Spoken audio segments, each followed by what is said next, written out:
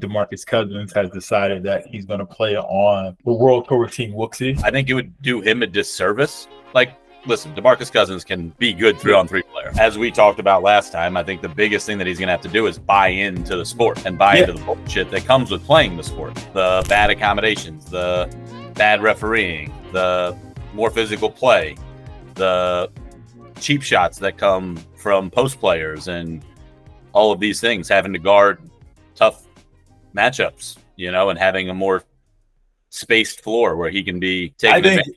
I think anybody that I think buys in, I respect. Like if you want to come and show up and do the leagues and do the tour, like I'm all for whoever playing the sport. And, pro guys like playing. I just want for people to come in and take it seriously. And it seems like he is. So assuming that he comes in and plays off, like it's not just like I want to jump in and like be an Olympian. Because like that's like the easy thing that people can do. But I don't even like that part is like whatever. I'm more so talking about like the actual like skill and like based on DeMarcus Cousins is 6'11", almost 7 foot. Obviously, all-star, great scorer, can score inside, outside. He's huge. Like he's gonna be massive. But like thinking about who he is as a player, like what things would he be really good at, and I think what things is he gonna struggle with. And like obviously, like there's all going to be a huge mismatch problem. He can also shoot 2-pointers. Like I think his conditioning, where is that at? That's always going to be a question with this. And then also like having to guard on the perimeter with no help, right? Like a lot of space.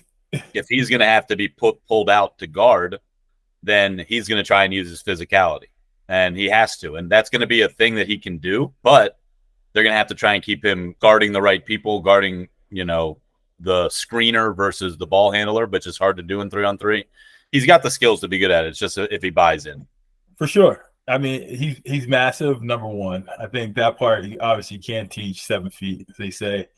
And then he can do a little bit of everything. I think him being a really good passer will give him a chance because, like, if they can maybe score a lot of points, he's obviously going to be a mismatch. But if he can also pass and get other guys shots, if people are starting to double him or do anything crazy. But I want to see him on the perimeter guarding like Gilles from Lausanne, like Gilles running around baseline to baseline. Yeah, I think he's going to have to decide that he's going to not guard that in a specific way, like make Gilles make a shot. But I also think that like the biggest question in my mind is the mental side of the game. Can he buy into the strategy part? Can he buy into not just playing 5-on-5? Can he, when shit isn't going his way and a team is making a run, does he take a bad foul and get it unsportsmanlike? Not like an intentional foul or like, trying to hurt somebody or anything, but he might just grab a guy and it's going to be called unsportsmanlike. He's definitely, he's 100% going to get into it, the officials.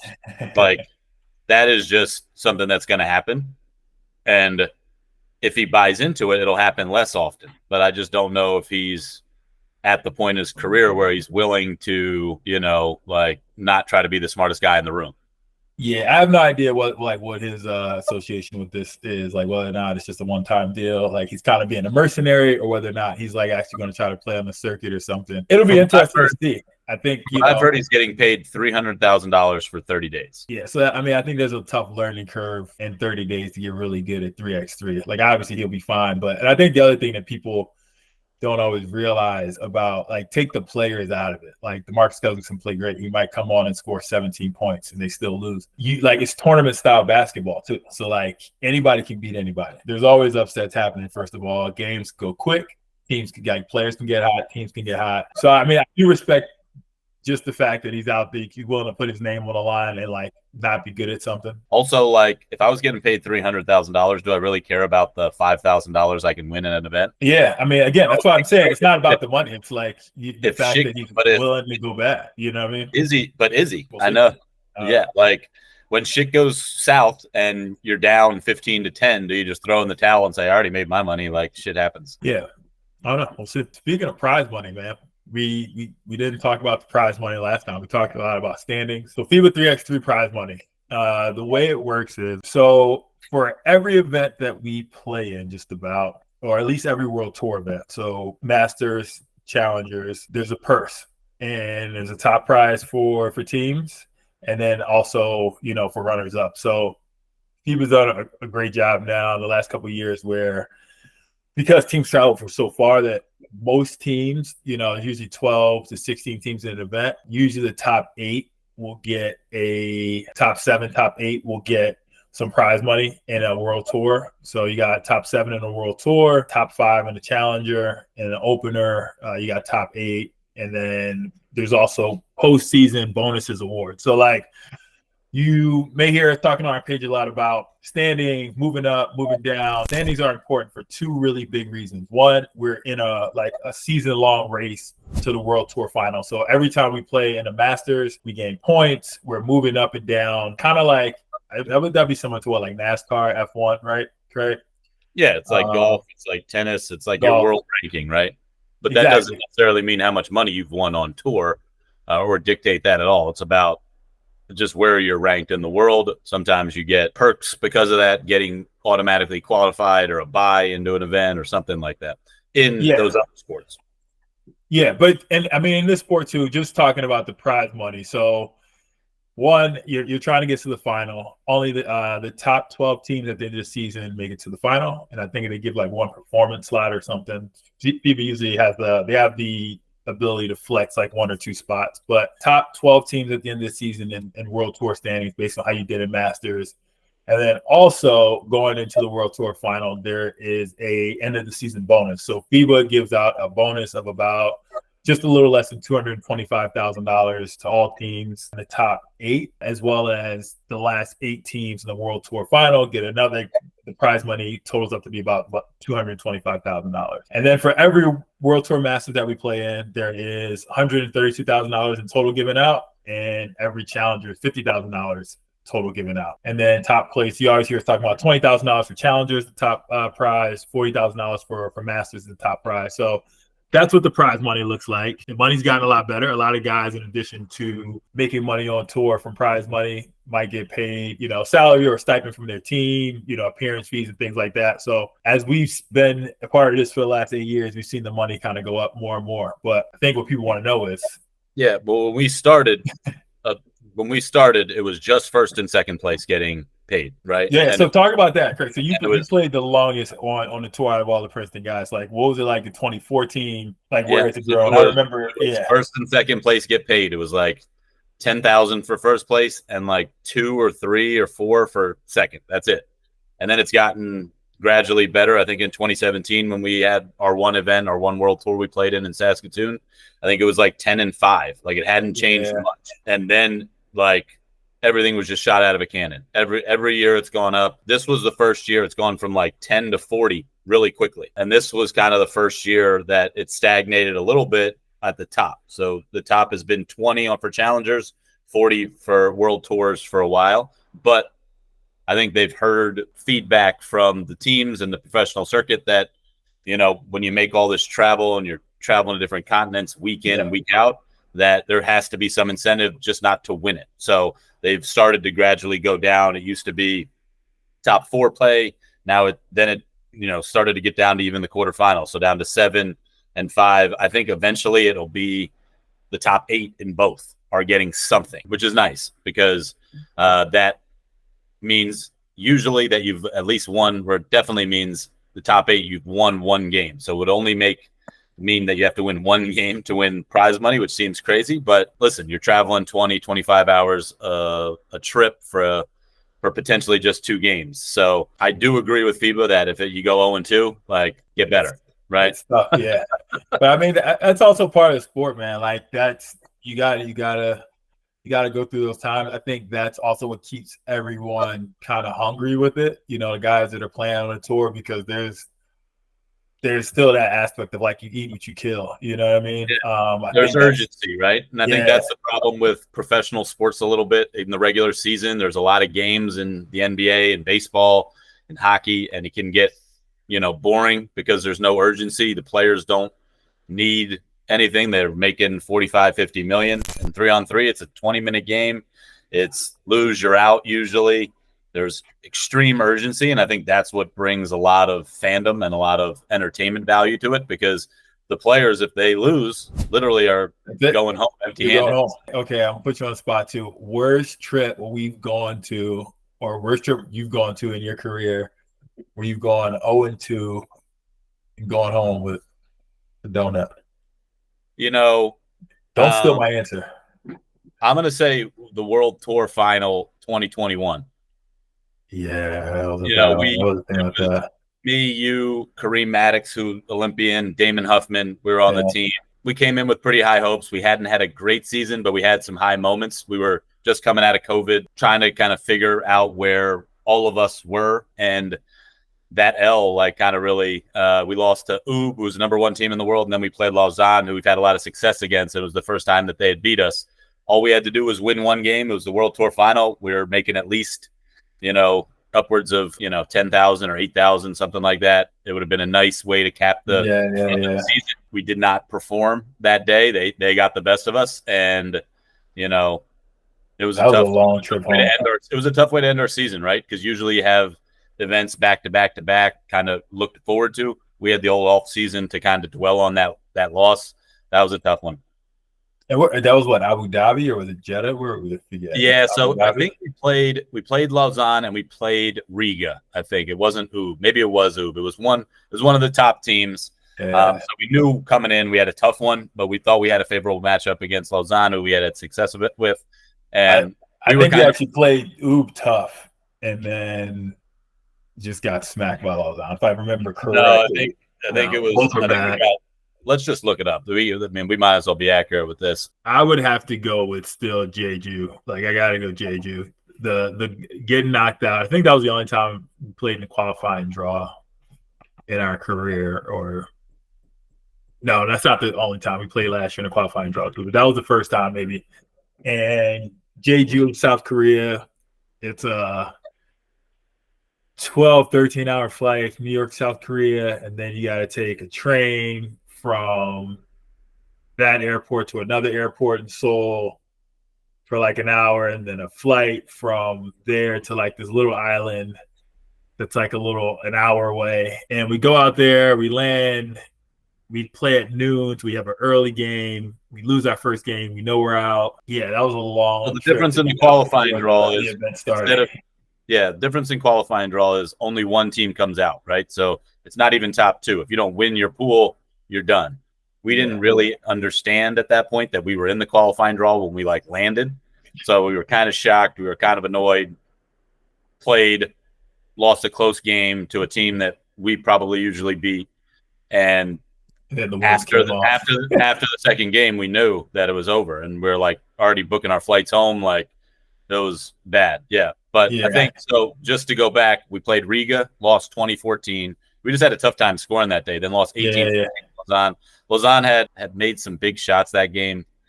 Had a bunch of twos when it was tied to break it open, and it was just it was bad. Honestly, looking back, I kind of feel like that game for them was a little bit of a turning point for those guys. I feel like they started to. I know they've been playing for a while and up and down. But I feel like they've took a little bit of a jump the last couple seasons since then. Yeah. So those were those are the toughest ones that I think we had. We've had a couple bad losses, but I mean that's the nature of the game. Yeah, it just always feels it's so much worse when it's so far. When you lose and you're not gonna get home for another 36 hours. Yeah. So Princeton 3x3. We've been on the pro circuit now since 2017, 2018. We don't gotta go exact number, but ballpark. How much money has Princeton 3x3 made on the pro circuit? I want to say around 650 to 700,000. Big money. So I think our best year was 2019. It was before an Olympic year. We had we were kind of really all in. We played in 17 or 20 events. We only won one of them, but we finished second place in 7 or 8, which turned into a lot of money. I think we made around $200,000 total as a team that year. Otherwise, it's been between 100, 150 in the recent years. As a team, it gets split up between the guys, and we also try and put a little nest egg for our guys to be able to go to events early, have hotel rooms, do training camps and stuff like that. But the lion's share is going to the players that are in the money. Yeah, man. I think as the prize money keeps going up, you got a good group. These guys had a strong start to the first half of the year, hoping they can replicate some of that success. It'll be a good year if they are able to. So as of right now, and I think this is always good, kind of like a litmus test of how you're doing as a team, as of right now, we're 11th in money through kind of the first half of the season. There's been 2 events played. We were kind of 9th. And then the 2 events played in the second half of the season post-Olympics.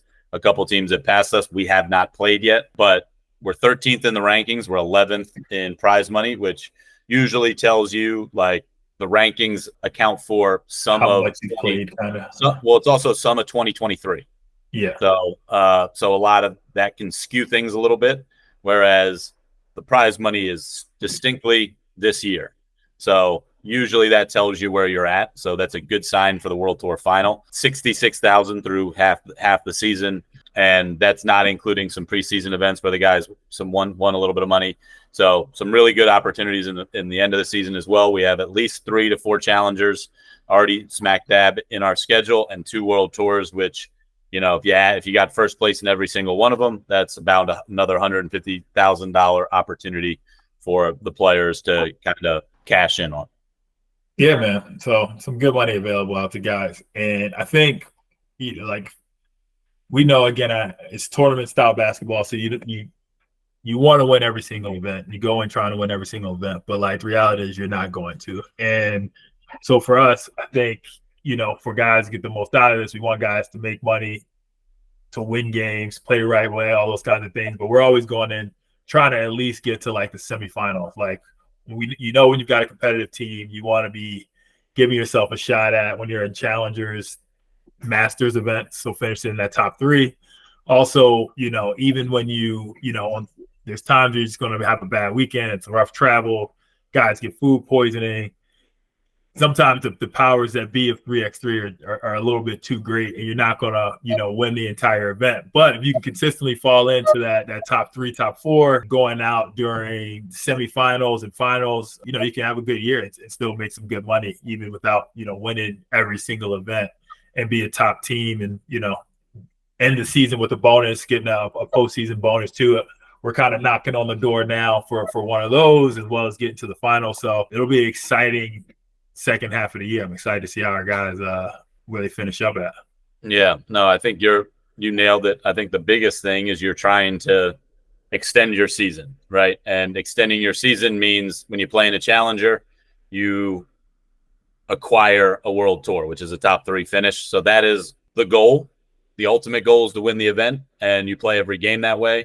But the overarching goal is to continue to extend your season, give you more opportunities to play, give you more world tour opportunities, so that can eventually lead to the world tour final. I think we've played in 7 or 8 events this year. We have 4 finals appearances. So that is half the time we're in we're competing for first place.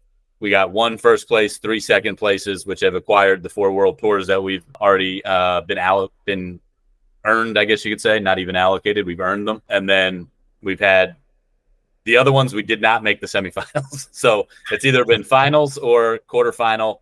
We had Edmonton was another qualifying draw. You really don't even count that as an event, because you're not in the main draw until you get out of qualifying draw. So we've had 2 events where we didn't. So we played in 7 events. 2 events where we did not get to the semifinals. Those are always kind of really tough pills to swallow. And you always come back from those events really looking in the mirror, looking at your team, what are we on the right track? Should we just hang it up? I know we've all had those where we're just really annoyed with ourselves and trying to figure out how we can. But usually it's one of those things where you just got to get back out there and play again to get back on track. Yeah, you're 100% right. And not getting too low on the lows and high on the highs. You got to be able to kind of quickly move on to the next event. Another note, which I think is always cool to hear, is the amount of, if you're a top team, there's 5 teams in the first half of the season that have already reached 6 figures, right? So most of the top teams are between 300, maybe a little bit more than that, and $200,000 in prize money for the season. This season, I would expect that to be a little lower, because there's just not as many events in just after the Olympic season. So probably have a little bit less than that, but I think you'll have around 10 teams that have crossed 6 figures by the end of the season, which is pretty impressive. Says a lot about what FIBA's trying to do, making this a professional opportunity for people across the world. Now, United States, it's a little harder. You got to win a little bit more to make this a pro sport, because our cost of living is a little higher. But across the world, there are a lot of people that If you have $300,000 split 6 ways, that's a heck of a year, and the cost of living is a little lower, so it makes it a lot more attainable to be a professional 3-on-3 player. That's the uphill battle we fight sometimes, but I think there are ways to supplement that and give guys a little bit better of an opportunity to make this a professional sport as it, is in other places. Totally. And I mean, if you're on a top 3x3 team, I think a lot of the players that we always end up competing to get are like guys playing professional 5-on-5 in Europe or Asia or other countries.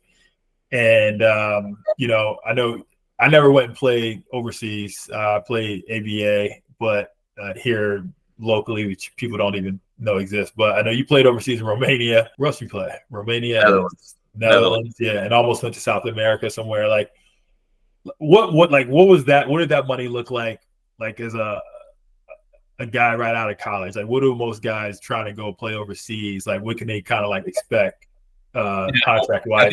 And how does that compare with like 3x3 if you're playing on, say, like a top 10, top 15 3x3 team? Yeah, if you're not a cusp NBA player, like, playing really high level, have experience at the professional level. I was an all Big Ten player, like led the Big Ten in 3-pointers. So I felt like I was going to get a lot of really awesome contracts coming out. Like, man, I was, playing against NBA players, That's not the reality of the situation. The reality is you're probably going to make between 25 and 40, maybe a little higher if you get really lucky and your agent really works for you. But 25 and 40 to start. I think I made 27, maybe 30, like with bonuses my first year. And then it's all about, the product you put. Yeah, of course. As a professional, like, did your team do well? Did you, create value for yourself and play really well? Unfortunately, at the lower leagues, like, it's about how much you score, and it's about, things that you do that put butts in the seat, I guess, a little bit, and the impressive things that you can do. My second year in Romania, I made 50, I think 55, which was actually really good looking back on it. Yeah. As a 25-year-old, I wasn't very satisfied with that. I thought, I saw other people that I had competed against in college doing really well. So you're a little hard-headed in that. But I think that that's what you can expect, and then you try and slowly build up. I've seen athletes do that in comparison to 3-on-3. Our best years we've made, I think between 35 and 40 in 2019, but you're probably going to make 20 to 25, depending on if you can get any partnerships or sponsorships or salaries from federations and stuff like that. So the best teams probably, I would say top 15 teams can expect, with the performance that they make in 3-on-3, 20,000 to maybe 50, 60, 70, depending on how the cut is with their team, right? Like, there's a lot of different things that happen. There's bonuses that happen. There's, additional salaries and stipends and things like that. But I mean, I think it's interesting because I feel like it's getting to be closer and closer to like really eye level with some of the professional 5-on-5 opportunities. And then it's a lot. I mean, there's a lot of travel obviously associated with 3x3, but you don't necessarily have to go live anywhere for 10 months out of the year, 8 months out of the year. And there's just a lot riding on when you play 5-on-5 in places, like how a coach feels about you, what the other American or Americans on your team, like who they are, and do things mesh well. It's a lot. Yeah, you have to decide what's important to you. Yeah, and no knock on that, man. A lot of dudes like getting some big bags all over the world and having great careers. But if you've established yourself as a guy that's not going to make Euro Cup or Euro League, and you're kind of just plugging away in the Netherlands or even like Germany, second league Germany, like there are great players all over the world from the United States playing, right? And if you haven't hit that upper echelon, if you're stuck at like between 30 and probably 60,000, then you have to make a decision. Like, okay, do I love this? Some athletes do. They love the travel. They embrace being in Europe. There are a lot that don't. They get a lot of FOMO. Do you want to be home? Do you want to miss on weddings, on bachelor parties, on fun that your friends are going through? That at least you think they're going through. They're actually going to work every day, and it's not that fun. But you see the fun part of it via social media and stuff. So a lot of people get a lot of FOMO, and they are like, man, I wish I could be home and still do this. This gives that opportunity to people. You also get an opportunity to start, 3-on-3 in 3-on-3 in Europe. Like, if you have experience, if you have a little bit of experience, you can make a decision. Like, okay, do I love this? Some athletes do. They love the travel. They embrace being in Europe. There are a lot that don't. They get a lot of FOMO. Do you want to be home? Do you want to miss on weddings, on bachelor parties, on fun that your friends are going through? That at least you think they're going through. They're actually going to work every day, and it's not that fun. But you see the fun part of it via social media and stuff. So a lot of people get a lot of FOMO, and they are like, man, I wish I could be home and still do this. This gives that opportunity to people. You also get an opportunity to start whatever career you have. A lot of basketball players stop playing because they're worried about the next phase of their life, and they don't want to be too old when they start their entry-level job or whatever. So this gives you that freedom to begin a life, kind of outside of basketball, whatever it may be, coaching, doing training basketball players, or, getting a pharmaceutical sales job, getting a sales gig, or a wealth management position. I mean, we've had people do tons of different occupations and still play this sport, and this gives you that freedom. It's a little harder. You have to be a weekend warrior. You're not as prepared as the federation teams, but it's doable, and you can still be successful if you're dedicated, which we've shown. Totally, man. Yeah, but I think that's probably my favorite thing, or one of my favorite things about getting to play 3x3. I feel like I never had to choose one or the other. I got to keep, building my career, which has been great, and then I didn't have to give up basketball. So yeah, man. Hopefully, get some more people interested in playing. I think it's a great option for a lot of guys. But all right, I don't know how we sign off of this. From the front office. From the office. From the office. No, the front office, man. We're